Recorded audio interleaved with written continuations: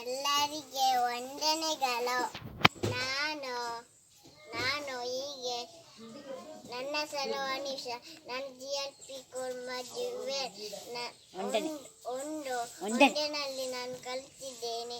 ಒಂದು ನಾನು ಹೆಸರು ಹೇಳ್ತೇನೆ, ಕತೆ ಹೇಳ್ತೇನೆ.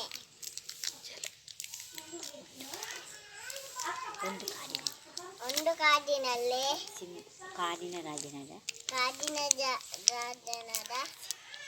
ಸಿಂಹ ಗಾಢ ನಿದ್ದೆಯಲ್ಲಿ ಮಲಗಿತ್ತು. ಆಗ ಇಲ್ಲಿ ಬಂತು. ಸಿಂಹದ ಕೂದಲನ್ನು ಕತ್ತು ಮಾಡಿತ್ತು. ಮತ್ತೆ ಸಿಂಹವು ಎಚ್ಚರವಾಯಿತು. ನೋಡುವಾಗ ಕೂದಲು ಕತ್ತರಿಸಿತು. ಇಲಿಯನ್ನು ಹಿಡಿದು ನನ್ನ ಕೂದಲು ಏಕೆ ನೀನು ಕತ್ತು ಮಾಡಿದು ಎಂದು ಕೇಳಿತು. ಅದಕ್ಕೆ ಸಿಂಹ ಕೋಪದಿಂದ ಇಲಿಯನ್ನು ಹಿಡಿದುಕೊಂಡು ನಾನು ನಿನ್ನನ್ನು ತಿನ್ನುತ್ತೇನೆ. ಮತ್ತೆ ಇಲಿ ಹೇಳಿತು, ನನ್ನನ್ನು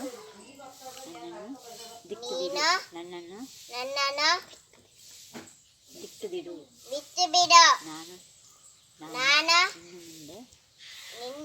ನಿನ್ನ ಮುಂದೆ ಈಗ ಮಾಡುವುದಿಲ್ಲ.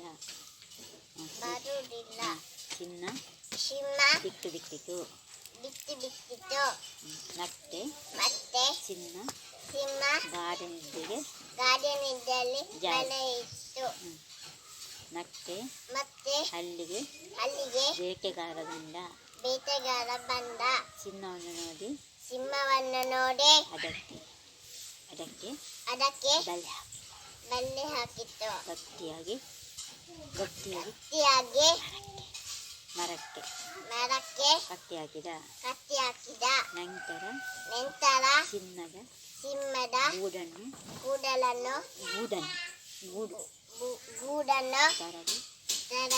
ತರಲು ಹೋದ. ಇಲಿ